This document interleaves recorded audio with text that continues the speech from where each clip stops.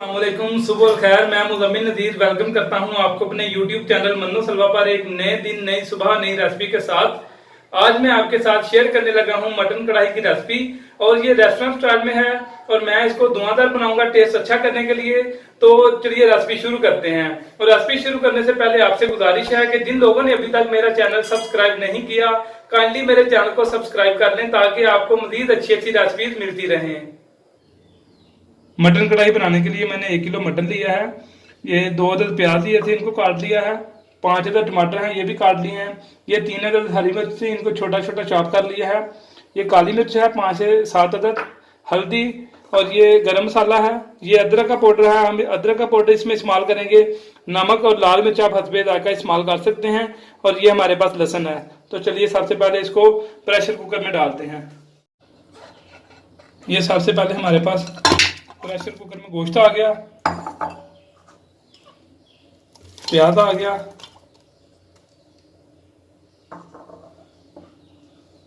ये टमाटर आ गए, लहसुन,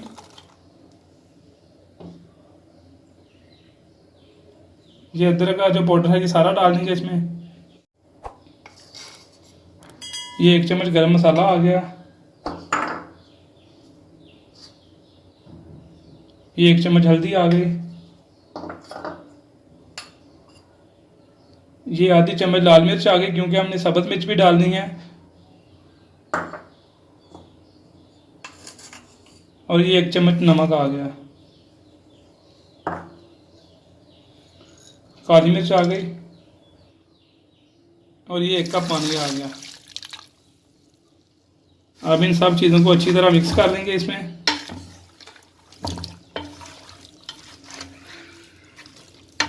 अब इन सब चीज़ों को अच्छी तरह मिक्स कर लिया है और 15 मिनट के लिए प्रेशर लगा देंगे।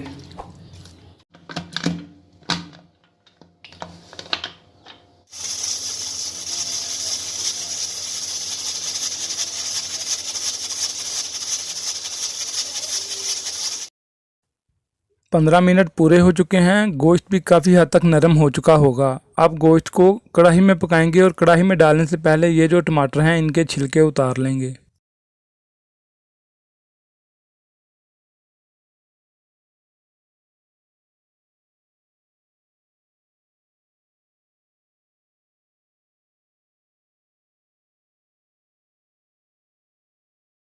सारे टमाटरों के छिलके उतर चुके हैं। अब गोश्त को कढ़ाई में डाल लेंगे और कढ़ाई में डालकर हम इसको उस वक्त तक पकाएंगे जब तक ये गोश्त का सारा पानी खुश्क नहीं हो जाता, और अच्छी तरह से भूनते रहेंगे। प्रेशर कुकर लगाने से टाइम की बचत होती है और गोश्त जल्दी पक जाता है। ये देखिए हमारा गोश्त प्रेशर कुकर लगाने से आधे से ज़्यादा गल चुका है, और जो बाकी है वो इसको 15 से 20 मिनट तक भूनेंगे। इसका पानी खुश्क करेंगे तो वो भी पक जाएगा। पानी काफ़ी हद तक खुश्क हो चुका है। अब इसमें ऑयल शामिल कर देंगे और इसको 10 मिनट तक पकाएंगे। जी कढ़ाई को भूनते हुए 5 मिनट गुजर चुके हैं। देखें कलर चेंज होना शुरू हो गया है और कितना प्यारा कलर आ रहा है। इसलिए आप भी ये रेसिपी घर पर लाजमी ट्राई करें। अब इसमें ज़ीरा शामिल कर देंगे और थोड़ी सी सब्ज़ मिर्च भी शामिल करेंगे, क्योंकि हमने लाल भी डाली थी इसलिए सब्ज़ मिर्च ज़्यादा नहीं डालेंगे। ये थोड़ी सी सब्ज़ मिर्च आ गई और इसको अच्छी तरह से पकाएंगे 5 से 7 मिनट तक, तो हमारी मटन कढ़ाई रेडी हो जाएगी। इसमें बहुत अच्छी खुशबू आ रही है। मुझे यकीन है कि जितनी अच्छी खुशबू आ रही है इसका टेस्ट भी इतना ही अच्छा होगा।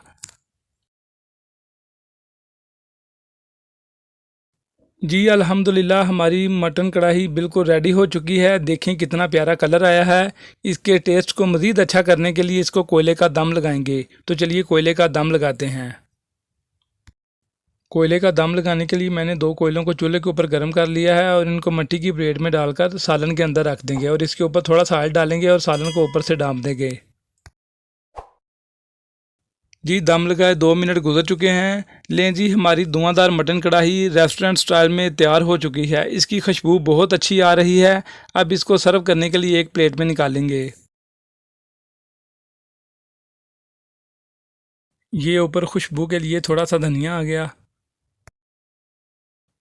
और ये थोड़ा सा कटा हुआ अदरक आ गया,